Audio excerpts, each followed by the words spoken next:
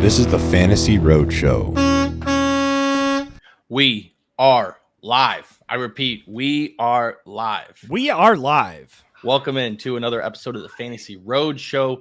This episode is brought to you by Rule 1 Proteins. If you don't know, get familiar. Rule 1's got the best protein powder in the business. They got the best supplements, the best vitamins, you name it, they got it. Go check them out at www.rule1proteins.com. This episode is available on all platforms, so the podcast is available on all platforms. Thanks for clicking on the video. Please like and subscribe to the channel. You guys know the drill. My name is Truck. I am not inside of a truck today. I'm at home. I'm joined, as always, by Kulz and Shane O'Mac. Kulz, how you doing, buddy? Doing good. Every time you say the Rule 1, if you don't know, I just, in my head, now you know. Every time. I'll try to work that one in. I'm doing good. It's a beautiful weekend here in Austin, Texas. Sun is out. Is it it's about 90? Sun's out? Sunshine? It's a good day, sun? Sun's out all weekend. It's like 90s, low 90s. You weren't picking up what I was dropping there. Sun's out. Oh. Good day, sun. Good day, sunshine. Shane, if you haven't watched Eric on Netflix, I have not. You should. Okay, because Kulz and I are just I think we watched the whole season yesterday. Yeah. But yeah, it's a great show. I think you'll like it. What's the name? Benedict. Benedict Cumberbatch. Benedict Cumberbatch. Yeah, it's gonna be stuck in your head forever. It's just okay. Good day, sun. Good day, sunshine. But anyways, it's kind of right up your alley. At least that, like, you would have been a fan of that TV show. Let's put it that way. Yeah, the TV show in the TV show. Yeah, TV show is about a TV show. It's a whole thing. Anyway, go check it out. It's a good show. But yeah, what I was saying is it's perfect here at night now. Like, this is the part of the year where it's like 90 at the high, and then at night it's just like low 70s. Feels perfect out. So gonna get out there and enjoy that later on. UFC. Nice. Shane O'Mac, we were talking before the episode. He's got a pool party, so his nippies are going to be out today. Just freshly shaven chest. Yeah. His nippies are going to be catching some vitamin D. I'm not one of those weirdos going out swimming with a shirt on as an adult male, so I had to clean up the upper half, nice and clean. All right. Well, we're here. Yeah. Did you want to say something else, Mike? LSU Tigers. We're in the regional in Chapel Hill. Go Tigers. Okay. We hit a walk-off, bottom ninth walk-off homer yesterday to win game 1. So nice. Playing UNC today at 4 p.m. NBA finals start next week. NHL. Oilers just took the 3-2 lead over the Stars. So we got some decent sports right now. But, once these NBA, NHL playoffs wrap up, it's just full go mocks every day. We're already doing underdogs every day. You guys have seen that. I wouldn't be surprised if today becomes a pretty aggressive underdog live streaming day. I'm just feeling it. I'll probably go out here and enjoy some fresh air, but UFC is going to be on. Like, it's going to be on the TV, playoff, hockey on the other TV, and then just me grinding out some drafting. I'm kind of feeling that today. So we'll see what happens. I like it. What about you? What's going on in not in the truck currently? Oh, just hanging out, enjoying the weekend at home. Got some just housekeeping stuff to do. Fridge for some reason isn't working right now. Oh gosh, it's just not cold enough. So I don't know what's going on. I got to call the maintenance guy and have him come over and take a look at it. So, bro, that's fun. Summer is like here now, and we got no AC in the truck. We got no AC in the fridge. No AC in the car. We got cats dying in Kansas. Yep. Yeah. So, but no, other than that, everything's good over in my world. Nice. All good. So ready to talk. Having your wide nippies receivers out. What? Anything today other than having your nippies out? So you missed right before the show. I was telling Truck, my morning was super glamorous. So toilet seat broke. So, I had to get underneath and those little, you got to unloosen them, the nuts and everything. So we've had that seat for probably, I don't know, 10 plus years, boys pissing all over it.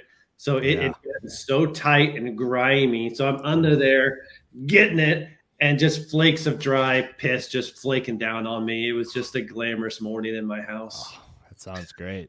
Yeah. That's I don't know why the toilet seat talk made me think of, you see, they have those pretty relatively cheap, like attachable bidets that you can get for the toilet nowadays. Oh, have you seen those? No. You haven't seen those, Shane? No, I haven't seen them. Yeah, we might go need check to them out. see. Yeah, we might need to get one of those for Jaxon Mac. Heading into high school, get a little bidet attachment to the. Interesting. I've never partaken in one of those. I've never. Oh, you've never used a bidet? No, I've never had the opportunity. It's nice. Let me tell you, they're like $100, and you can get it's pretty nice. So okay, maybe worth looking into. All right. Yep. Just a little early bidet talk on the road show. NBD. Yeah. Okay. Well, we're here today not talking toilets. We are talking Dynasty wide receivers. We're going to be going through our rankings and just having a basic conversation about these players, why we have them ranked where they're at, and just kind of talk through it. And I think we ranked about 80 of them. Dynasty rosters can be very deep, so we're not going to get too deep because a lot of those players are pretty irrelevant, and we could talk about potential upside, but you really never know when you get down to that list. So we think 80 is a good point, and let's kick it off. Everybody has Jamar Chase number 1. Yeah, I love that. I love seeing that. It's shocking. I don't know that that a podcast with 3 people across the board would just have Chase 1, but I love it. Go Tigers. Yeah. CeeDee Lamb, clear favorite for number 2 for me. Shane O'Mac's got JJ there. Go Shane O'Mac is just repping the Tigers. Yeah, I can't believe we have CeeDee Lamb ahead of him, and he's the Cowboys guy. Yeah, I'll be quick on that. It's just for me, CeeDee Lamb. You saw what he did last year. I think the certainty of, I just think Dak is going to re-sign. So the certainty of Dak being his guy, getting him the ball as opposed to JJ getting the ball from JJ. We'll see if McCarthy's the real deal or not. So that's the only reason I have CD above Jefferson. Yeah, I mean, for me, I feel the same way. CeeDee's just an elite wide receiver. Dak is a great quarterback, probably going to re-sign. We saw what CeeDee did last year. He was the number 1 wide receiver, and I think he can easily build on that this year and take another step forward and be even more dominant. I mean, that team didn't really change much. They brought in Zeke, so you don't have the elite running game. That entire offense is run through CeeDee Lamb, and I think you misspoke. They brought in Zeke, so they do have the elite running game. However you want to put it, I think CeeDee Lamb is the that's so we're in an agreement. Shane, why do you have Jefferson over CD there? I'll have CD number 1 in my redraft rankings. Number 1, he will be number 1 in my redraft rankings, 100%. And Dynasty, it's just, even if it's a 30% chance that it's not Dak, that's enough for me to move off of him and feel more comfortable with Burrow, even more comfortable with McCarthy than potential Trey Lance or whoever it might be, even if it's less than 50%. That it's enough for me. What's the percentage? So let's say you said 30%. 30%. What's the percentage of JJ being good? I would say better. It's higher than Trey Lance being good. I'll say that. Yeah, but that's not that percentage is not better than Dak getting re-signed. Well, I think he's saying it is. Yeah, and in Shane's mind, he's saying he thinks JJ is going to be a better quarterback.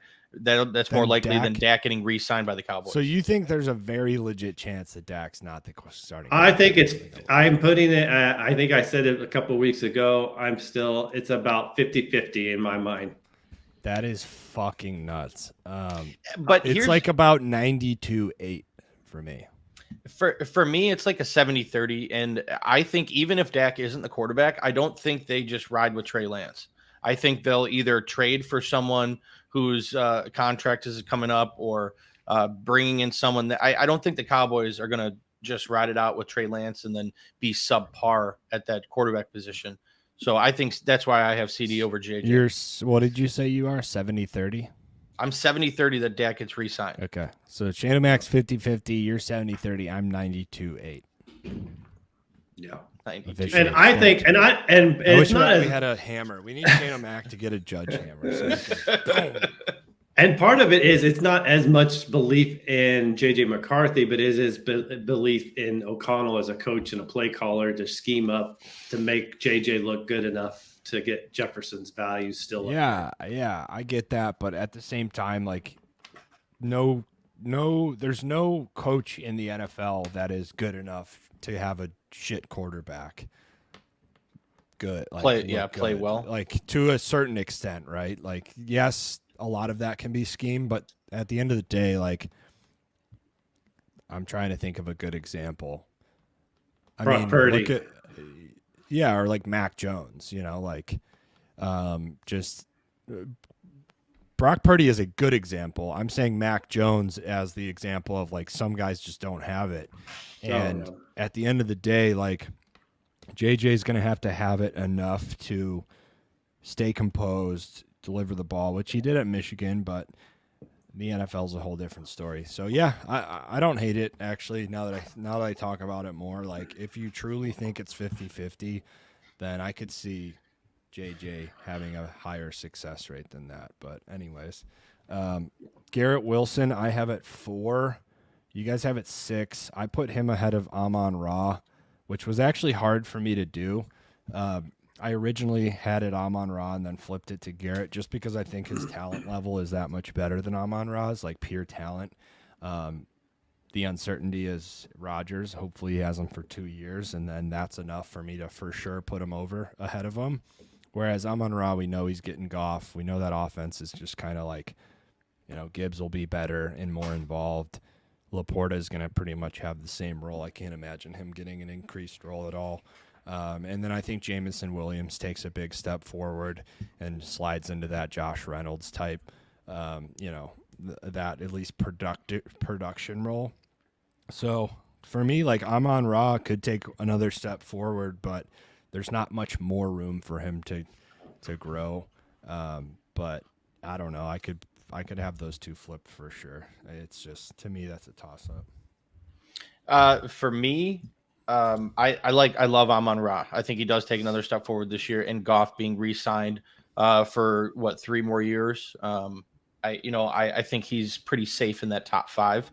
For Garrett Wilson, I love Garrett Wilson with Aaron Rodgers, but we saw what it's like without Aaron Rodgers, and the Jets aren't like how I was describing the Cowboys. If they went out with Dak, if they got rid of Dak, they would bring in someone that's competent. The Jets seem like a team that it's just they barely got Aaron Rodgers over there, and prior to that, they've just been terrible at the quarterback position. So I'm worried that after Rodgers, they're able to figure out someone that's competent enough to make Garrett Wilson relevant. Last year, yes, he had 1,000 yards both years, 22 and 23, but he was the wide receiver 36 last year. So, like, we see what it's like with a bad quarterback, and I'm just worried that after Rodgers, they don't figure it out. So I have him outside the top 5 because of the talent, but it's just I understand the really concern, because of past history, but, like, they've proven that they're willing, that they understand that they have a championship window, and they've shown that they're willing to spend money at that position. So, like, who knows who's going to be available at the time Rodgers is gone, but, like,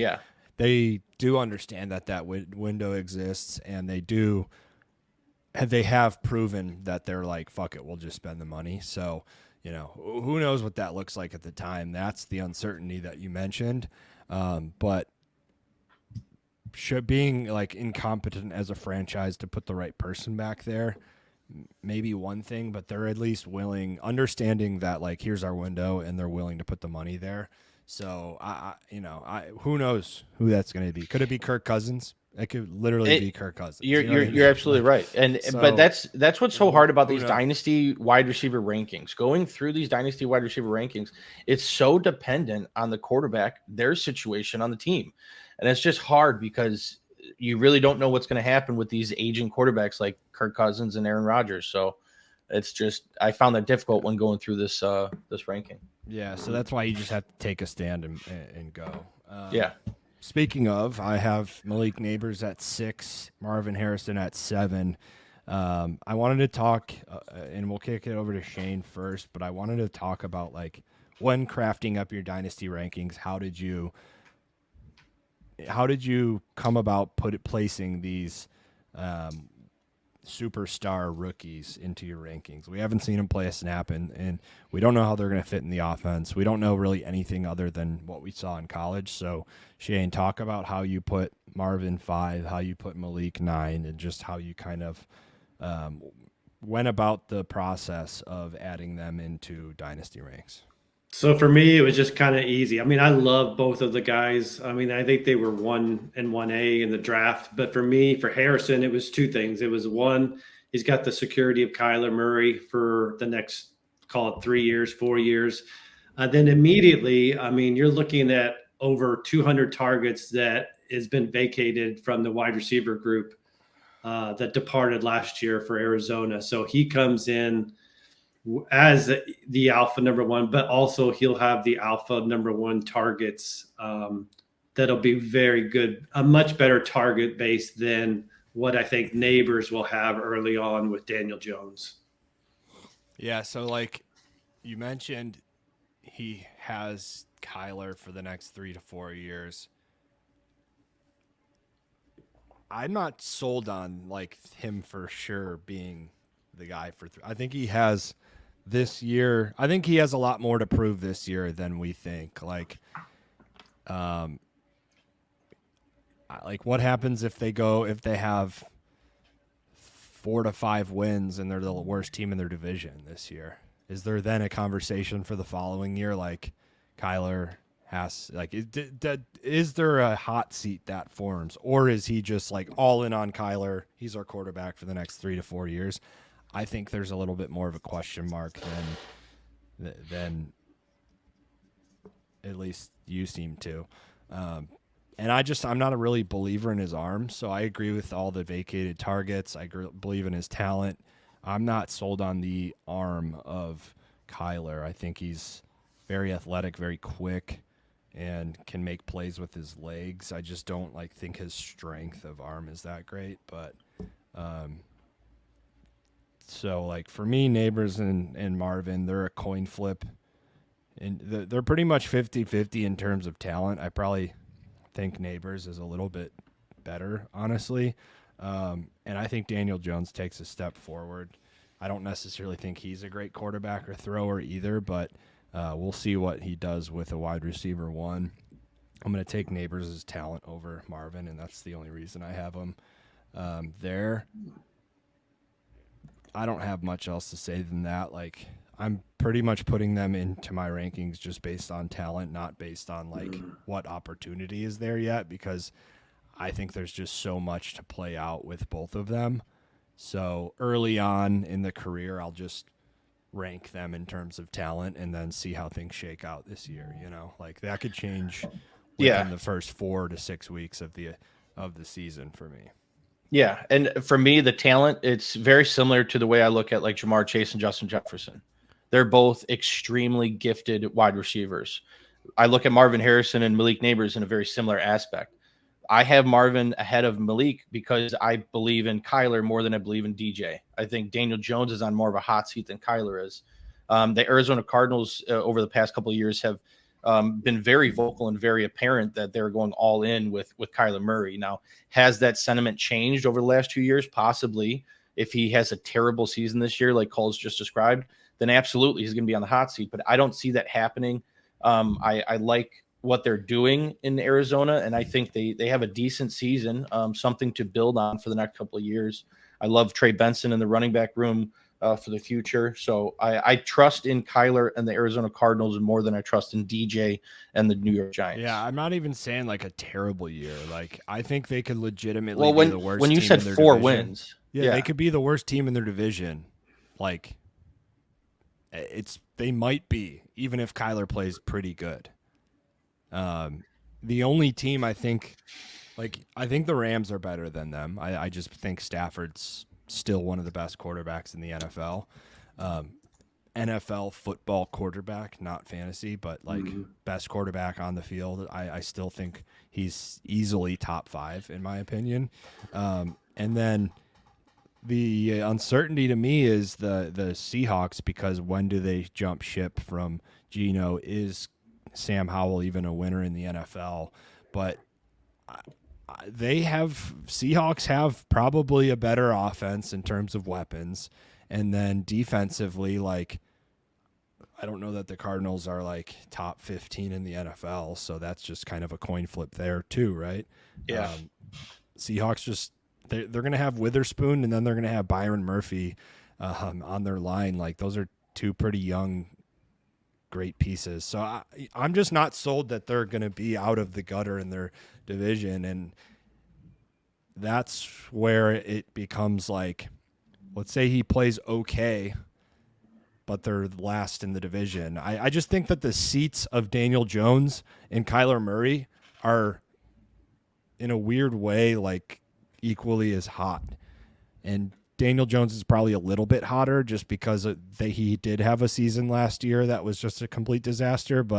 And Kyler was like, he's like a year ahead of had that bad season, where if Kyler has a bad season this year, he's going to be very hot next year is all I'm saying. I think the difference looking at next year is you look at the contract. So like Kyler, for them to get out of that contract over the next 2 years is pretty tough. Now we've seen teams like Denver take the big cap hit, dead cap hit, but it would be pretty massive to do in the next 2 years. Yeah. But like, let's say someone like the Raiders, who obviously are looking for their quarterback, is that someone who's like, we can create an offense around Kyler that works? I don't know. I'm just saying, I think he'll still be desired as an NFL starting quarterback somewhere. I'm just saying Arizona would have to take on the massive dead cap money if they released him. I mean, you're talking $64 million cap hit next year. I don't think they're going to take that on next year. Yeah. I don't think so. I don't know. We'll see what happens. That'll be a storyline, I think, all year, is Kyler Murray the real deal / franchise quarterback? So we'll see how that plays out. Yeah. Drake London, I have at 8. I think, where do you guys have him at? 11. I just am anticipating a massive year for London with Kirk Cousins. I think Drake London is like as talented, has as wide of a catch radius as anyone on this list. So I just expect a huge jump forward with a completely different offense and guy that has proven to support the number 1 overall wide receiver. I completely agree with that sentiment. And I'm looking at my rankings and trying to figure out where I can move him up to, because I agree with you. I think Drake London's going to take a massive leap this year. And then, unlike Nabers and Harrison, like we were talking about, the Falcons have a plan past Kirk Cousins, and that is Michael Penix. And we saw what Penix was able to do in college. It gives me some kind of faith for Drake London's future on the Falcons. So I will be moving him up probably just ahead of Tyreek Hill, but I'm not sure if I can. I don't know. This is gonna be tough. I almost want to jump him above Nabers and Harrison, to be honest. Which I don't know how that just went over there. I'm gonna put him ahead of Malik Nabers and Harrison, because, like, in terms of pure talent, he is as good as anyone in the league. I agree. There he goes. You messed up Shane's rankings a little bit by adding Drake London over there. I don't know. Let it be noted, I did not screw up my rankings this time. I'm gonna leave him, but I would put him.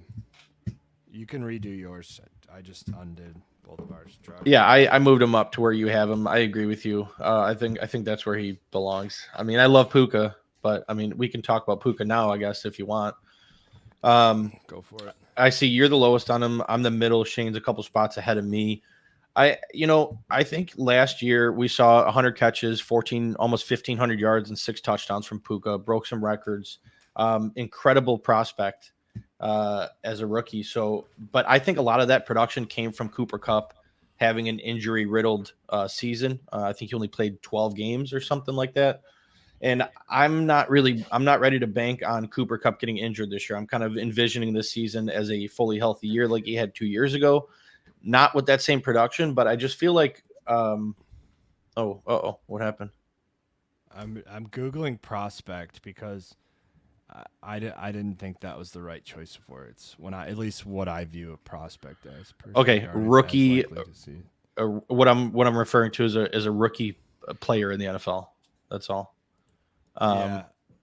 Whether I think prospect, of prospect, I'm thinking of like 5-star recruit, like, and he would be the opposite of that in my mind. Like, he broke out and completely outperformed his expectations. But like when I think of like prospect, I'm thinking of, like the highest rated or like pure, like, a 5-star recruit coming out of college.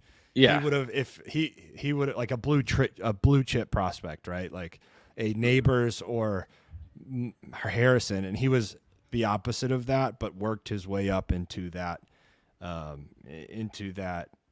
tier right now. He's in the same tier I clearly used the wrong word. I wasn't referring to a prior like that. I was referring to a rookie candidate in the NFL, a rookie playmaker in the NFL.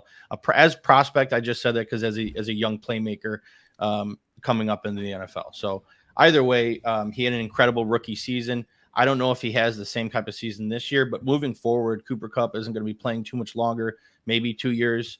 Puka Nacua showed that he should be a top 10 receiver afterwards. So I'm fine with him right there. Shane, what do you have to say about Puka? Yeah, I'm a couple of things. Like, I think Cooper Kupp is on the wrong side of 30, and he's taken that downward spiral. We'll a little teaser. We'll see where he's ranked in our rankings later on. But even when you can't see currently, because that's how much he fucking sucks. Just say how much you hate Cooper Kupp, and he's just a little bitch, even though you look like him. That's good. I'll take that. I'll take it. You actually look exactly like him. I want you going to that pool party, just feeling yourself as if you are Cooper Kupp. Dude, I'll walk into that pool party, and then like the first jump in the pool, I'll pull my hamstring. Oh! I'm not even that concerned though if Kupp's playing with him. Like, I was looking, like Puka averaged like over 30 yards a game more than Kupp did when they were on the field together. I think he's established as the clear guy in this offense now going forward.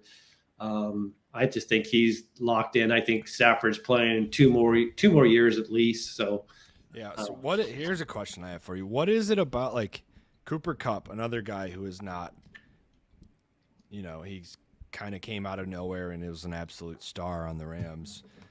With Stafford, of course, he makes any wide receiver look good. But what is it that McVay looks for in a wide receiver that steps into that role? Because it's not what every other quarterback or every other coach in the NFL is looking for. You know what I'm trying to say? He's finding these guys that like just know how to operate in space well. What is it to you, Shane, that it is that like separates, these diamond in the rough type players? I think it's two things. I think it's one, it's elite route running, which both Kupp and Nacua have, and two, the ability to play inside and out. So Kupp, I know when he was coming out of college, he played outside, he played in the slot. So that versatility, I think to me, those are the two big main things that it's not your 40 time or your explosive jumping playmaking ability, but I think it's route running and where you can line up in multiple spots. And just like sure-handed, like ability to catch in space. Yeah, and keep going, because you see them both like kind of catch balls over the middle. Like in Stafford, it's just able to lead them to where they're not breaking stride. Yeah, and I think, I don't know what it was, but what the percentage is, but most NFL defenses are playing zone defense right now, and so those two receivers both have that feel of sitting in spots. Yeah, Travis Kelce ability. Mm-hmm. Yeah. I have him at 13, which is, I guess, lower than most of the industry consensus. And for me, it's just talent again. You know, a lot of that's what you see is like, for me, I like to do my rankings with just pure raw talent. And I don't necessarily think I'm disrespecting him by having him at 13. I mean, last year he would have been, 60, 50? So, you know, that's a huge jump forward. I think Olave's sneaky better than people think. His first 2 seasons with, like, not great offenses have been respectable. Tyreek Hill, I've talked about. I think he's going to play longer than we think. And then Waddle, I just think is going to step into that alpha role with an offense in McDaniel that loves to sling it and use speed. So I don't necessarily think I'm like disrespecting him at all by where I have him. So I don't know. That's all I got there. Mm-hmm. I want to know what the hell happened last year with Jalen Waddle. Like, do you remember dealing with that whole Jalen Waddle last year, Shane? Yeah, I had him. Yeah, it was frustrating. I mean, he'd be in and out of games. You know, I don't remember how many games he ended up missing, but I know as a Jalen Waddle owner, he was in and out. He missed 3 games. But he was in and out of games at different times. Yeah, he played 14 games, 1,000 yards, 4 touchdowns. Yeah, that was the other thing, is that he didn't get a lot of end zone targets and touchdowns. And, you know, Tyreek had so many big explosive touchdowns. Yeah, he was wide receiver 30 last year. And the running game just worked so well for them that, like, I think the public perception of what was going on with the Dolphins is like, this offense is fucking incredible. But then you look at it and like Tua wasn't that great. Truck and I looked at their numbers and he had like 8 more fantasy points, 7 or 8 more fantasy points than Trevor Lawrence. a lot more yards, but not as many points. Yeah. It's like, which of course is going to directly relate to wide receiver points, right? So I think that offense was hot for a while, but then of course the Dolphins tanked towards the end of the year, so you had that. But when we thought of like this can't miss explosive offense, a lot of that was in the run game, and then a lot of that was Tyreek Hill. It was just one of those things where like they weren't playing from behind and slinging the ball, and I think it was just the perception was a lot different than the reality when you look at the stats at the end of the year, and Waddle took the blunt of that. So I guess I'm just worried that the situation is very similar this year. With you still got the same coach, you brought in a rookie running back, you just re-signed Waddle to a longer extension. You know, I just don't see many different things happening this offseason than it was last year. So I'm just a bit worried about Waddle this year, I guess. But we're talking Dynasty, so future aspect. He's a great talented wide receiver and just got paid a massive contract. I think he's the 4th highest paid wide receiver now per year. Right? Yep. Yeah, Tyreek Hill is 3rd and Jalen Waddle is the 4th. Right behind him. Yep. Yeah, I'm worried about this year. That's all. That'll change like within the next year or 2. I mean, you still have CD, Jefferson. Oh yeah, of course. Sign right now. Like that's going to change fast. That's why they wanted to lock him in before those other contracts get signed. Yeah, smarter than he'll be outside the top 10 within a few years. You know, that's just the way that the game is, that the direction it's moving in. So. Yeah, I think Waddle, I think he'll have more touchdowns this year. I think he'll have more receptions in general. I think he's just everything's going to improve until he takes over that role, and that's when it's going to explode for him. Yeah. Shane, what's up with Chris Olave? Why do you have Chris Olave at 19? Kulz and I have him at 12, 13. It's just the complete uncertainty. So, like, when you talk about quarterbacks on the hot seat who may not be there next year, I think Derek Carr is one of the top prime candidates that won't be there. And so, not knowing who they bring in, not knowing off the top of my head what the free agent market would look like or trade candidates. You know, I've been pretty outspoken the whole offseason. Like, I'm not a fan. I don't think Spencer Rattler is going to be a great NFL quarterback. So it's just the QB uncertainty. Mm-hmm. Kulz, what about you? I know you like Olave. Yeah, I just think his numbers are sneaky good. With like in 2 seasons where the Saints haven't been that great. So I think Olave's talent is unquestionable, and they'll have to figure out eventually. I through the first 2 seasons, I forgot I saw side by side with him and like, I don't know, one of these elite guys, CeeDee Lamb, I think it was. They had like identical stats through the first 2 seasons. So, you know, is that breakout going to come? I think that depends on the quarterback. But like, just, he could be one of those Devonta Adams guys that like is going to put up 1,000 yards and, you know, 6 to 8 touchdowns, regardless who's there. And then that can take a huge jump if I say 1,000. That's not even a lot anymore. 1,200 yards and you know, 6 to 7 touchdowns with Derek Carr, and then who the fuck knows what's going to happen this year. So I just think his talent outweighs situation, or at least it has to start his career, and he's only getting better. So yeah, for me, he's capable of having over 100 receptions, 1,300 yards, 10 touchdowns. He's capable of it. So his floor, like we're seeing him at his floor basically, and it's which is 75 receptions, a little Safe, over 1,000 consistent. yards, and 6 touchdowns. Yeah, right. 6. Yeah. So I don't see it getting much worse than it is right now. That's where we're at, you know.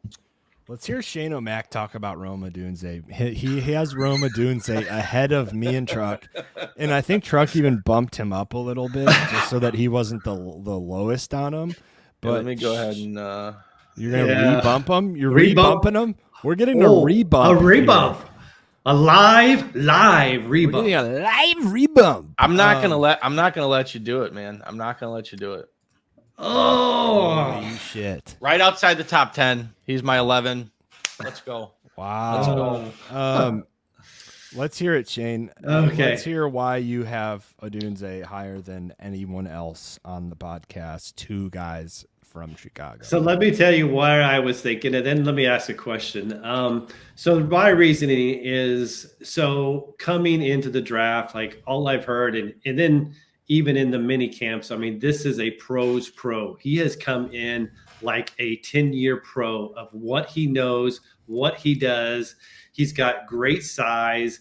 I don't think Keenan Allen's maybe 1 or 2 years left, and maybe even if it's just 1 year that he's there, that could strongly be the case. So I think he is just one of those elite. He's just a tick below, you know, Nabers and Harrison for me as far as wide receivers coming out. So I think that's the reason why I've got him up there. And obviously he's tied to Caleb Williams for the next 10 years. So, you know, can you ask for a better situation to be tied to, you know, as far as a young receiver, young quarterback? I mean, it's a perfect situation. But are we for sure, like, we for sure should have him above DJ Moore? Because not like DJ Moore's 30 years old. He's still, only 26? Are we discrediting DJ Moore too much? No. I just was thinking in my mind.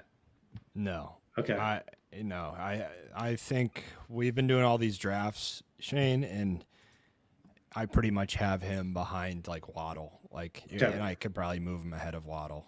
Like, the only reason he's not is because he's in an offense that's probably going to have 3,000 receivers.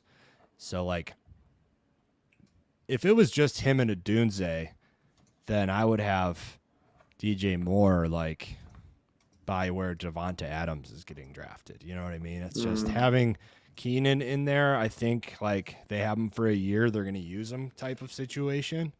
So, no, I think DJ Moore's in his prime with by far the best quarterback he's ever had. He's going to have insane 200-yard games, you know, because he's going to have the classic, like, 60, 70-yard touchdowns.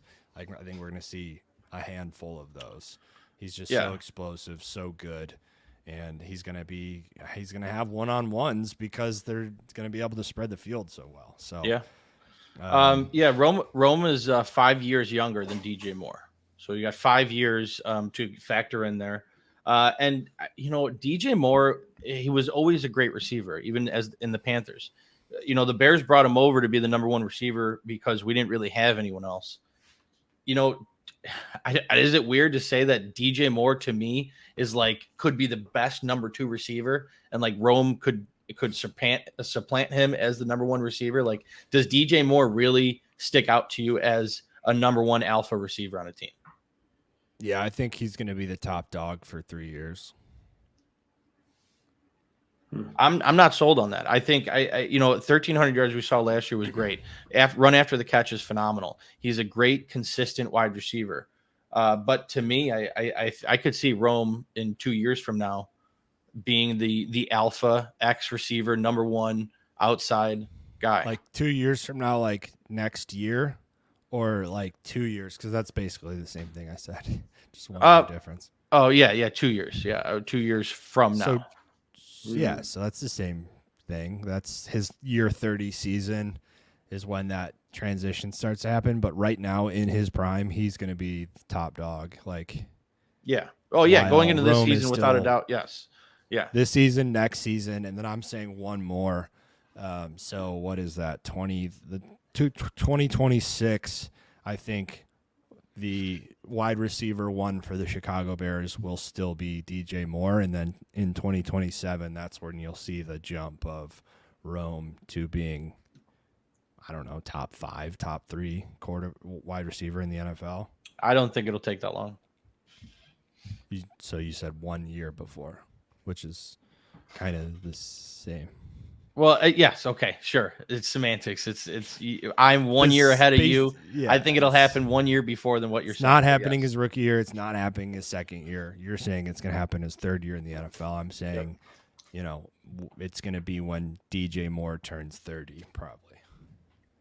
So 3 years. 31, yeah. Okay. So, yeah, I don't know. I mean, that's a tough one, Shane, to answer your question. Yeah. 3 years of DJ Moore. That's why Dynasty's hard to rank, right? I should probably have DJ Moore ahead of Rome just from you don't want to play much further than 3 years in Dynasty, because who the fuck knows what could happen at that point. Yeah, absolutely. You should always be looking 3 years ahead. Yep. But that's where these rankings are so much harder to craft than a redraft, right? Mm-hmm. So yeah. Shane, talk about Mr. Pittman. So this, besides Rashee Rice, Pittman is the guy I've actually dropped the most in my rankings. So I think I had him at wide receiver 8 or 9 prior. So I loved him, but before, but a lot of what I loved when I was looking at was based off of his target volume last year. So he had over 30% target share in that offense. And so now, I'm a big believer in A.D. Mitchell from Texas. I think he's going to be a great receiver. So now you've got Mitchell and Josh Downs and Alec Pierce, Taylor getting his out of the backfield. Maybe Richardson doesn't throw as much. He tucks and runs more if he plays the full year. So that's kind of where I've came down. Now, I still think he's the number 1 receiver and will still have the highest target share of that receiver group. So that's why I haven't moved him down quite low, but he's moved down about 8 or 9 spots. Yeah, I mean, I share the very similar sentiment. I just think he is the guaranteed number 1 receiver on the team. He's going to have the high target share. But for me, you have an elite running game in Jonathan Taylor, and you have a mobile quarterback that's going to be scoring rushing touchdowns. You're limiting the upside to get in the end zone for Pittman, and then you're adding in more legitimate wide receivers to this room with A.D. Mitchell. So muddied wide receiver room, elite running game, mobile quarterback. For me, I'm out on Pittman. Yeah, I don't like Richardson. I don't need to really get into it. I'm trying to pull up a picture. Did I show you guys the picture? Of who? Of what? Of who? Of what? Me with A.D. Mitchell's family at the Red River. Oh yeah, I've seen that picture. Yeah. Yeah. And they all had boots Right, on awesome. and everything. Yeah. Yeah, so I like AD. I think he's good. I think early on in OTAs, he's had very positive reviews, and it just all goes back to the Anthony Richardson arm thing. So that'll play out this season, and we'll know if I'm incredibly wrong or if I was right, but that's why I have him at 23. I think Pittman's talent's outstanding. I think it's very similar to Drake London. I like Drake a little bit more, but yeah, it's the quarterback situation because I think that they truly are going to buy in for longer than they should on Anthony Richardson and trying to develop him as a passer. But here's a spelling error by Truck. Devontae, not Devontae. Jesus Christ. You know how many Devontaes there are, and I can't ever get them all right? Every single one of them spelled different. Devontae Adams, Devontae Parker, Devontae Smith, Deontay Johnson. I would like, I got Devontae, someone, so Deontay. I wanted to talk about Tank because I have him high. I have him in my top 20. I have Nico at 19 and 20 just because I don't really know where I want to put them. But let's talk about ranking the Texans. Let's see where you ranked them, and let's just talk about that Nico and Tank, where you have them ranked. Shane, you have 22 and 25. Truck has Nico at 19 and Tank at 24. I guess we could throw Diggs in there too. Like, just talk about Texans wide receiver room, Shane, and how you put them into your rankings. So I'm kind of viewing them as the Texans did. Obviously, with the contract Nico got, he is the number one guy on the team. I initially had moved Tank down lower, but then I think it's Diggs is going to be there just the 1 year, I think. So you're only looking at 1 year where he's third in the target share pecking order. Even if things work really well there, you think Diggs? Like if they make a push in the playoffs, like deep. Yeah, let's say they get to the AFC Championship and Diggs is like, I want to be here, and signs a friendly 2-year deal. Let's just say for sakes of this example, what if Diggs is the highest producing receiver on the team? Well, and yeah, they who do make you the think AFC is going to be? Championship game. Let's talk redraft for a second because this is a very relevant conversation in dog drafts right now, Shane. So, where do you think that comes? Where do you think that shakes out in that receiver room this year? I'll be drafting personally. My order will be Nico, Diggs, Tank. That'll be how I'll be drafting in redraft.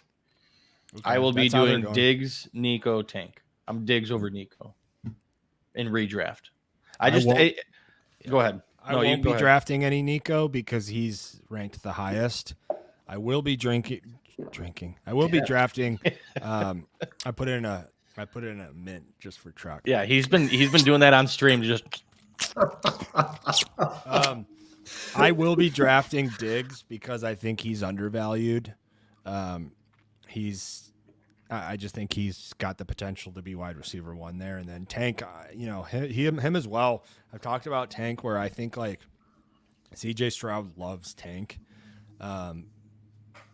I've always been a fan of Tank. I drafted him quite a bit in rookie drafts the year before, or at least a few times in rookie drafts the year before. But like, I think he's got just this weird obsession with Tank where it's like, I'm going to over prioritize getting Tank the ball and in a bunch of creative ways. Kind of like how Jaden Reed in the Packers offense was. Like, if Tank was playing, Stroud was figuring out how to get him the ball. So I just think that's not going to go away. His skill set is more unique than the other two. So like his role is going to change the least. Whereas I could see Diggs and Nico fighting for those outside targets a little bit more. But because of that, that's why I'm kind of fading Nico. And then I'll just take Diggs from his talent and then Dell. But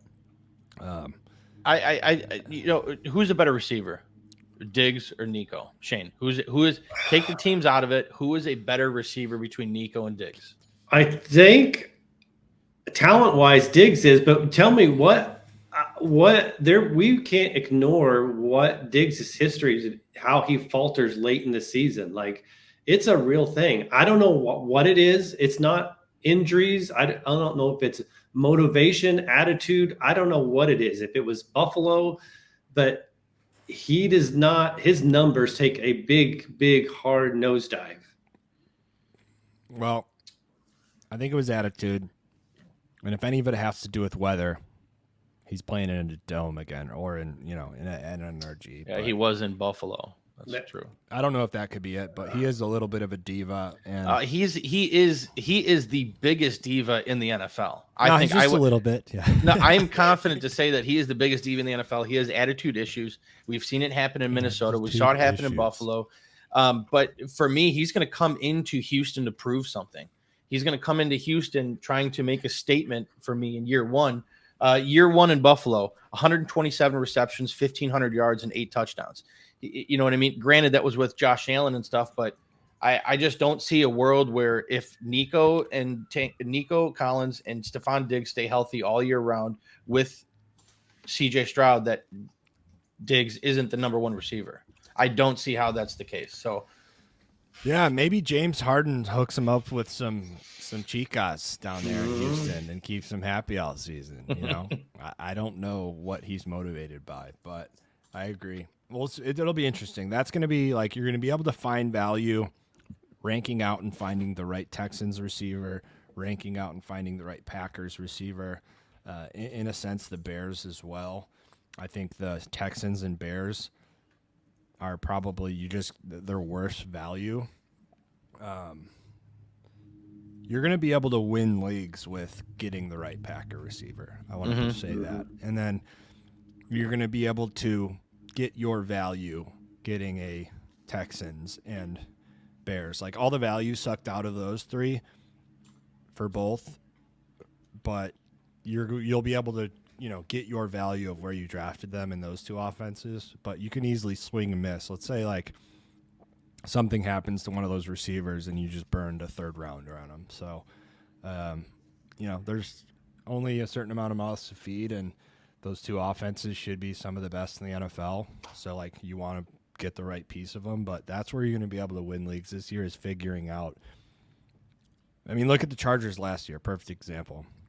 None of those guys worked out, but they were between Keenan, Mike Williams. Who was the third that I'm missing out on? Wasn't there a third receiver that was getting drafted high? Quentin Johnston. Yeah, and Quentin Johnston. They were all getting drafted like, top 7. Yeah, I remember that. So it's going to be like that where you got to have to figure it out. And you got to get the right pieces, plant your flag on someone and go with it. Anyways. All right, I'm done with my mint truck, so I won't be chewing. So aggravating. JSN at 21. Truck, do you want to talk a little bit about why you have him there? Shane O'Max got him down 36. I tell you what, dude, the more I work with Mike, a lot of what he talks about with these players, it makes sense. And he's really softened me up on JSN. I never liked the situation that he came into with Seattle, but his talent will overcome the situation. And Lockett, who knows how long Lockett's going to be there? Maybe 1 year, maybe 2 years. JSN is just too good of a player not to get open and not to get the ball. So for me, it's really dependent on how the team looks at quarterback, whether Sam Howell is going to be legit. Geno Smith isn't very good, but I think JSN is just one of those receivers where he has to be right around that in that top 20 mix, because when you're talking about a talented wide receiver, there's not many more receivers that are talented than him that are in this range. It's like I just think he'll figure it out one way or another. So that's why I have him at 21. But again, a couple months ago, I was probably down at like 27. So kind of in the middle between the two of you guys. So Shane, what do you have to say about it? Yeah, I mean, I think Lockett's there for 2 more years. I don't think the new deal he just signed, I think he'll be there for 2 years. He's not slowing down where he's on his last legs. I think he's at least got 2 more years. I think DK, he'll be the number 1 guy. Quarterback, who knows what that's going to be. But honestly, I just like a bunch of the guys I've got ahead of him, including some of these rookies. I just like them from their landing spot, who they're going to be teamed up with quarterback wise, and the fact that as early as next year, they're going to be either the number 1 or number 2 target. Yeah, Lockett turns 32 in September. I think week 3 he'll be 32. I just, as a 5'10" receiver, aging to 32, I think speed is what separated him a little bit, and that's going to go away. This is JSN's year to shine. I think, 5-star recruit.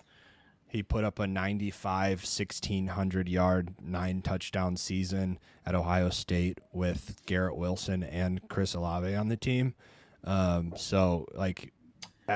Here's the other. Sorry, I don't mean to cut you off. Here's the other thing. He restructured his deal. You know what I mean? Like, he was originally owed the next 2 years $34 million. Took a $4 million pay cut. And to me, like, Shane, you always mention dead cap. What would be the dead cap hit if they got out of his contract after this year? Who, Lockett? Lockett.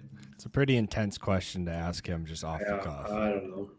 I'm guessing. I don't know. I'm just not going to be. You're right. That is an intense question. I just said he What's was his dead cap hit, Shane? I don't fucking know. If you asked me that, I would be like, Trunk, I don't fucking know. You have Google in front of you, motherfucker. Let me look it up. Oh, that was fucking great. That was funny. Don't mean to put you on the spot like that, Shane, but you do talk about dead cap hit a lot. I do. Shane, I'm kind of curious. Yeah. I don't think it'll be much for them to get out of the contract after this year. Yeah. But Tyler Lockett's contract is not top of mind in my fantasy brain. Yeah, Shane, what was his stat line in 2016 from week 15 to 17? Well, he threw up a season of 76 catches and 1,030 yards. Okay, but no. dead cap $4 million next year if they got out of it. So nothing really. That's not. Yeah. So, anyways, talking about JSN, I mentioned him being a 5-star, having a 100 yards, 1,609 yard season or touchdown season with Garrett Wilson and Olave. Like, the talent, he is at that level. Last year he was being drafted at like 104 in rookie drafts. Nobody liked his situation last year, and that's kind of what happened. I think honestly that was more Geno than Lockett's talent holding him back. It was just a bad year for the Seahawks, and nobody on their offense really put up big numbers. I think from my memory, Ken Walker started the season pretty strong, but then the whole team just kind of fell off. JSN is going to be the bright spot in that. I'm hoping that Howell wins the job in camp, and then that opens up DK as well. But I think JSN is going to show why he's just one of the top pure talents, especially from that slot, just being so shifty. His shuttle time broke records at the combine. I just think you're going to see that talent rise. Someone that good doesn't just have 2 straight quiet years. So I expect big things from JSN, and where he's being drafted, just get as much of him as you can right now, because he's one of those guys that you can just see throughout camp. And when someone shows up at his level of talent to camp and he's just so much better than everyone else, that's the kind of thing that you hear during camp is like, whoa, JSN looks insane. And that's where he gets steamed, his ADP throughout the summer. So if you do best ball, I think now is the time to get as much of JSN as you can. But from a dynasty perspective, he's going to be up there. He's the future of that offense. Is it Shadur Sanders, their next quarterback? Is it Quinn Ewers? Who knows? That whole thing has to play out, and that's why I have him at 21. But from a talent standpoint alone, there he is. I could see him being that, Devonta Smith range if everything works out in terms of his future. I feel like you're either hot on JSN or you're extremely cold. You know what I mean? I noticed that with a lot of the industry. It's like people are saying he's overhyped. Last year, wide receiver 48, 600 yards and 4 touchdowns. Did get 100 targets, and then there's the other side of it where dude's incredible talent. So it's one of those things where I hope it works out for him. But I mean, wide receiver 48. Yeah, Truck, think about just like me personally, where I've had him, right? Is like last year, didn't really have any shares of JSN, was kind of like it wasn't the Lockett thing for me. It was the Geno thing. I was so strong on like Geno's a shit quarterback. That's what's going to hold him back. And I think it was a little bit of Lockett, but it was a lot of Geno as well. But now you're seeing that baked into his ADP right now. Year 2, his talent it remains the same. He's only going to get more athletic, more in his physical prime, and then it's like that. Especially receivers with their egos, they have to eat. They have to like have that confidence, and I just think because of his ADP, where that getting burned last year, where that bakes into him today. Shane, that's why there's so much value and opportunity with him. Right now. Quick question off the cuff, Shane. If Tyler Lockett wasn't there, take him out of the picture, where would you have JSN ranked? I probably, like when I'm looking at my rankings now, I'll probably readjust and put him above but definitely above Jaden Reed, Terry McLaurin, probably in that above Rice. But if he was gone now, he'd probably be where the Keon Coleman is, around that range. So late 20s, probably. Okay. See, without Lockett, for me, I think he's like breaking in that top 15. It's just hard for me to see the Seahawks supporting 2 top 15 receivers, maybe. Yeah, honestly, Truck, like he's not going to be. I mentioned the Devonta range. Like he's not going to be there for me until there's more certainty. Like everyone in this range for me has a pretty certain future. Obviously, Olave is an outlier because what's going on with the Saints, we don't know. But like Ayuk could be somewhere else. But for the most part, like AJ Brown, Devonta, their offenses are pretty stable. We have a good idea of what DJ Moore and the Bears are going to look like. So like that's what keeps me back. Like from a talent standpoint, he's right in that mix, and I could see him being drafted there, especially an underdog. He's in that like Nico Collins to DJ Moore pocket that we've been seeing, that 2-3 round. But we got to see something this year, whether it's Sam Howell steps up and is just the guy that they've needed, the arm talent that they've needed to get the ball to all their playmakers. Mm-hmm. There's going to be a lot. We're going to learn a lot early in the season about the Seahawks and about the Cardinals in that division. Yeah. And what those 2 offenses are going to be. And right now, like you just have to be able to if you believe in their talent, you have to be able to put them in a spot where you have confidence that you can defend, as like, even if Geno's starter for 4 to 6 weeks and it's not going well, I still think JSN will be able to catch 5 balls a game for 70 yards. And then hopefully it improves later in the season when they make a quarterback change, you just got to have to, that's the hardest thing to do in fantasy, is these unproven offenses and situations planting a projection, what you think is going to happen, and just defending it in your rankings, Yeah. So he's one of those things that, it could be a wide range of outcomes, but yeah, anyways. Talked a little bit about Tank. Jaden Reed, I don't want to talk too much about him. I know I have him at 29, whereas I got him at 35. Shane's at 33.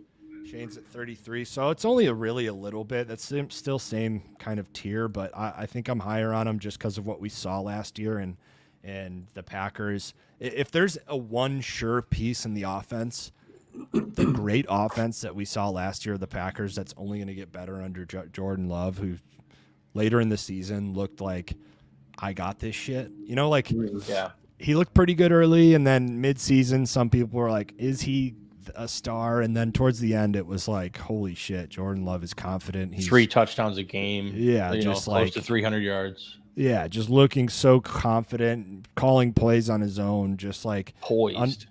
Poised, and just like Jayden Reed to me. So here's where there's a ton of value in this Packers offense, where you're going to be able to literally be a league winner off of getting the right pieces of this offense.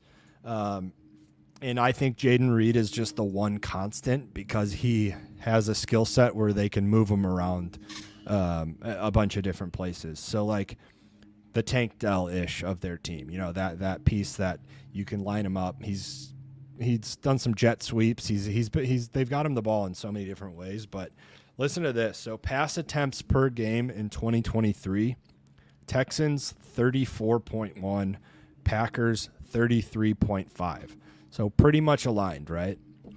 The current ADP of Houston's wide receivers, Nico Collins 21.4, Stephon Diggs 27, Tank Dell 39.5. Green Bay, Jayden Reed 57.7, Watson 81.2, Dobbs 109.6, Wicks 130.7. So there's three wide receivers for the Texans in the top 40 in terms of ADP. They have the exact same pass attempts. So that's why I say, like, you're going to be able to find value, plant your flag on some of these Packers players, and they're going to have just as much opportunity as those Houston receivers. Yeah. So that's where you're going to be able to find serious value this year, and I think Jayden Reed is the surest bet out of all of them. Christian Watson has the most talent. Injury concern. He hasn't been able to stay on the field. So there's risk there. And then it's Dobbs or Wicks. One of those guys is going to have to take over. Dobbs has already kind of done it. But Wicks may be the better pure talent. So it's like, where are we going to find our value in the Packers receivers this year? That's where we got to go after. But for me, as I mentioned, Jayden Reed is that creative. Let's prioritize getting him the ball. He's going to be a playmaker for us. So yeah, he runs the ball too. Like he'll get a jet sweep. That's what I mean. and score a touchdown. So in that whole scramble, trying to figure out what to say, that's what I'm like. That's their piece, right? So yeah, because I believe in Love, because I believe in that offense, he seems to be the most consistent part of it. When you really start to break it down, like they're going to prioritize getting him the ball. So that's why I'm just a little bit higher on him. Mm-hmm. Okay. Yeah, Truck, talk about Lad McDonkey. Yeah, Lad McHonky. That's McHonky. That is the name. We found the name for Lad McHonky. Lad McHonky. Yeah. So yeah, for me, it's just this wide receiver room is completely wide open. He's coming in. We saw what he was able to do in Georgia. He's a trusted asset, and I think that him and Herbert will kind of mesh together really well and really early. But just this wide receiver room being wide open. Quentin Johnston having a terrible production last year. Was that the coaching staff putting him in the right position? I don't know, but his numbers were horrendous. Now you bring in. There's a lot more possible wide receivers that could develop in this offense, but I feel like Lad McConkey is coming in. He could establish himself as the go-to guy for Herbert, and I don't know how much big play opportunity McConkey is going to have, but I just like him on a PPR basis, and I think he's going to settle in with that offense, build a rapport with Herbert, and be his go-to guy for years to come. So I really like Lad McConkey. I'd be willing to take a chance on him. In Dynasty, I think he's in a great situation. When you're talking about JSN going into the Seahawks, you're talking about Odunze going to the Bears, all these muddled kind of target offenses. Lad McConkey going in there, he could easily lead this team in receptions, targets, yards year one. So that's kind of why I have him the highest. McConkey. I agree. Like, McConkey. Can't you? I was just looking it up because I couldn't remember because I can't remember everything from 10 years ago or salary breakdown truck of every player. But could you? I could squint and see that he has a season that is what Keenan Allen put up in that offense in season one. So Keenan Allen's rookie year was 70 catches, 1,000 yards, 8 touchdowns. Maybe not the touchdowns, but I could see 70 and 1,000 given the lack of established weapons there. For me, that's the floor for me. Yeah, okay. I think 70 and 1,000 is I would bet money on him having that. So I'm gonna actually go through and look what I don't know if Shane or Mike, if you're already looking what his yardage total. You're starting to know me way too well. I know it's insane. But yeah, I would take the over on his. I would take the over on his yards right now. Like I will place a $100 bet on that happening for sure, because I think 70 and 1,000 is definitely in the outcome possibility. And I'm saying at the high end. Truck is 1250 and 100 receptions. I could see that happening. But even at that floor, that's a screaming value in any league where you're going to be drafting him, I think. Yeah, absolutely. McConkey. 775.5.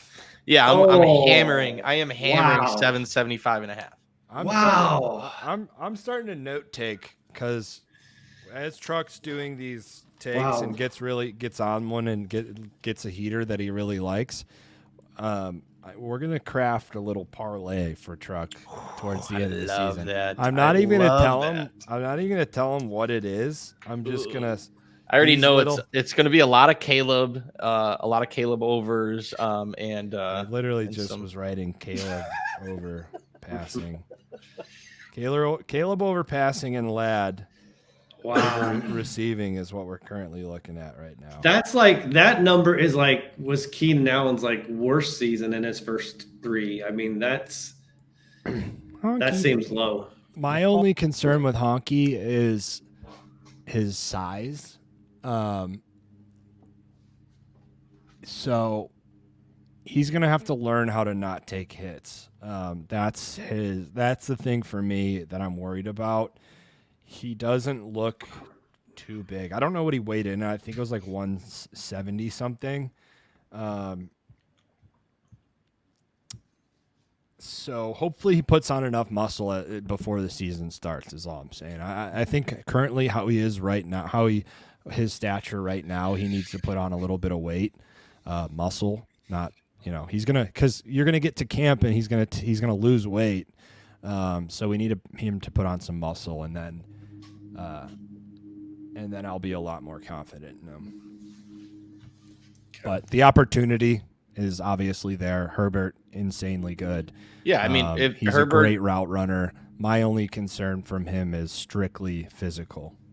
That's fair. I mean, Herbert's thrown 5,000 yards before, and if you give me the leading target receiver in that offense, yeah, I'll take it. Yeah, I completely agree. I was just worried about him getting tackled 80 to 100 times. Yeah, fair enough. All right, what do we got next? Scary Terry, Shane? I think my biggest thing with his ranking is I'm a believer in Jaden Daniels. So Terry will be there for at least a couple more years. He got that new contract. I think it was before the end of last year. So he's the number one guy there. I'm a big believer in Jaden Daniels. I'm going to have a lot of him in any league probably this year. So I think he'll be his best quarterback he's had by far. Yeah, best quarterback he's ever had. I mean, he's a perennial 1,000-yard receiver. He's been dancing between 1,000 and 1,100, kind of 5 touchdowns. So you're telling me he's going to have his best quarterback and he's going to take a step forward. You're looking at over 1,200 yards and over 7 or 8 touchdowns for me. And that's potentially even more with what Jaden Daniels was able to do last year in college. I mean, he was incredible with the deep ball. Mm-hmm. He has arguably one of the best arms in coming into this season. So I wish I could have Terry McLaurin higher. Like I love Terry McLaurin in redraft. Same. And I want to put him higher. Same. I agree with you. I think he's been awesome in his career already. Wow. And Jaden Daniels, I'm starting to be I've been trying to temper expectation. Like I don't like being that guy who's just like all LSU's. Well, no, not only that, like he he's takes some serious hits. That's been my whole thing with him, is he takes big hits. So like in the NFL, that's not going to work. He's going to have to rely more on the arm and then be smarter with his legs. And just like, I just don't know what a good quarterback on the Redskins looks like from like my sports history, but I'm starting to like his arm, man. And that's going to be the thing that separates him from all these other mobile quarterbacks, is he has the ability to get outside with his legs and still beat you with his arm. So he could be dangerous. Dude, he could be a top 5 quarterback at the end of the year this year. Yeah, realistically he can, which is crazy to say. Like fantasy. Yeah. We've seen what the Russian quarterback can do, let alone with an arm like his. Like, look at Anthony Richardson. Anthony Richardson doesn't have the arm Jaden has the legs where it's like, well, yeah. You know what I mean? So it's the sky is the limit for fucking Jaden Daniels and the Commanders. Those damn commies. That's going to be something that I'm going to have to eventually like make a strong stance on, because right now I'm like kind of playing 1 foot in, 1 foot out on him. That being said, regardless, I'm 2 feet in on McLaurin, especially where his ADP is, and the fact that it's a huge step forward regardless. So we'll see what the offense looks like. I'm hesitant to say that the Redskins take that big of a jump forward, but it's definitely everything's teed up for them. And I made that joke because I'm extremely high on the LSU Tiger guys this year. I'm extremely high on Nabers. I'm extremely high on Daniels, and I am going to be extremely high on Brian Thomas Jr. Yeah, I agree. I completely agree with Thomas. So we'll see. I already talked about Watson and wanting to find the right guy. I hope that his injury woes get better, so that's kind of why I have him higher than y'all. And then Amari Cooper, he's like one of those guys who I think is just an athletic freak. He was absolutely incredible to watch at Alabama, and he's been outstanding his entire career in the NFL. I think that he's, one of these guys that's 29 in his athletic prime, and probably that lasts a little bit longer than most of these wide receivers, almost like a Devonta Adams. So I think he still has a few really good years left that we're going to see. So that's why I got them there. What I like about Amari Cooper, if you talk to some of the best defensive backs in the NFL, and you're like, who do you not like to guard, or who's the best receiver in the NFL? Everybody always mentions Amari Cooper. Like his crisp route running, his ability to get open, the separation, like everything. Like Amari Cooper he's one of the better, just plain and simple receivers in the NFL. So I just hope that Deshaun can figure it out. Yeah. We mentioned Kupp earlier in the episode, that we'll see where we have him someday eventually in our rankings. Truck, you have him at 39. Shane and I have him at 46. Just talk a little bit about why you're still confident enough to put him in your top 40. And then Shane, I want to hear about you, why you're a little bit colder on him, even though you look like him, and you're going to take your shirt off at the pool party later, and they're like, holy shit, it's Cooper Kupp. It's Cooper Kupp. Oh my God. Yeah. I've always been a Cooper Kupp supporter. I picked him up off the waiver wire. You were the first. That was Truck. If you asked me what Truck's best fantasy stance of all time was, it's Cooper Kupp. Yeah. Cooper Kupp. I was beating that drum early. And he's just been a great receiver. And I know after 2 bad seasons of him getting injured, he played 8 games 2 years ago, 12 games last year, just not very good. But when he was on the field prior to that, prior to this whole Puka thing, he was the best wide receiver in the NFL. And I'm just not ready to say that he's done. I'm not ready to say that he's fallen off the cliff.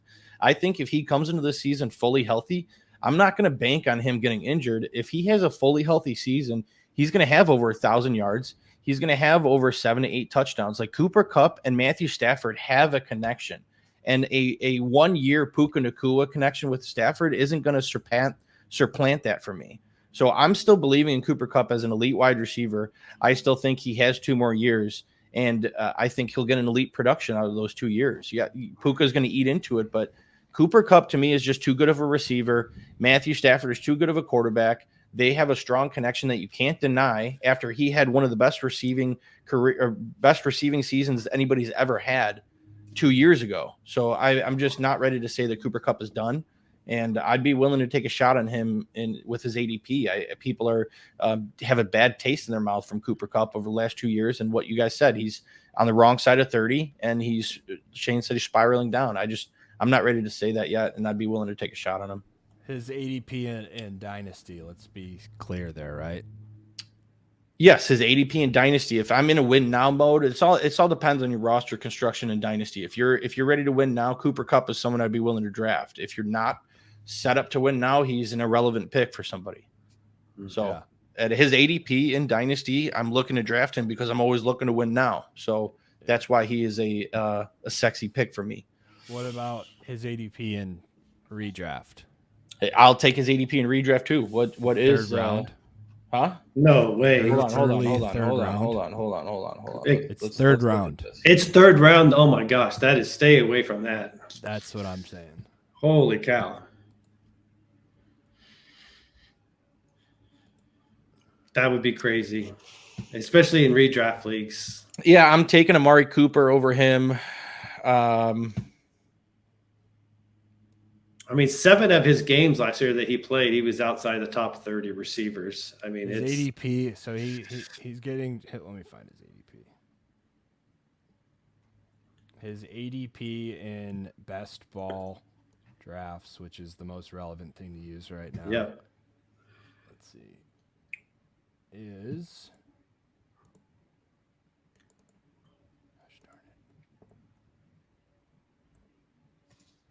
Yeah, 33.8. No way. So that mid third round. There's no way. I mean, I'll be honest with you. I'm probably taking Cooper Kupp over Zay Flowers. I'm probably taking not Malik Nabers. I'll draft Malik Nabers over Cooper Kupp. I'll take Christian Kirk over Cooper Kupp, Terry McLaurin over Cooper Kupp, George Pickens. We can go through the list, but I'm depending on where he falls. I know he has a lot of people have a bad taste in their mouth. If he falls to a certain point, I'd be willing to take him. That's all. But you're talking about the third round. You're not also evaluating him against receivers. You're evaluating him against running backs, maybe one of the elite quarterbacks, an elite tight end. Of course. Yeah. That seems way high. I could see that. I could see that number coming down as the draft season continues. Yeah, I'll have zero shares of Cooper Kupp in the third round. I agree with you. That. I'll take Josh Allen 10 out of 10 times. My draft strategy it typically never changes in terms of like that third round. I want someone that I know is going to be big time, which is like Josh Allen, because that's where you can start to swing and miss, and you can't swing and miss on the first 3 rounds. So, that's just kind of my theory, and it's always worked, so I stick with it. Cooper Kupp's one of these guys that, that all of that positivity that Truck just spoke on him could come true. If it does, what is your ceiling? Like maybe second rounder? He could play into a second rounder. He's not going to be the Cooper Kupp he was before Puka. Absolutely not. So, and also when you were talking, this is just completely out of different, but when you were talking about it, I wanted to say that you have to have a team name this year that's this whole Puka thing. You're like this whole Puka thing. Hey, really, this whole Puka thing.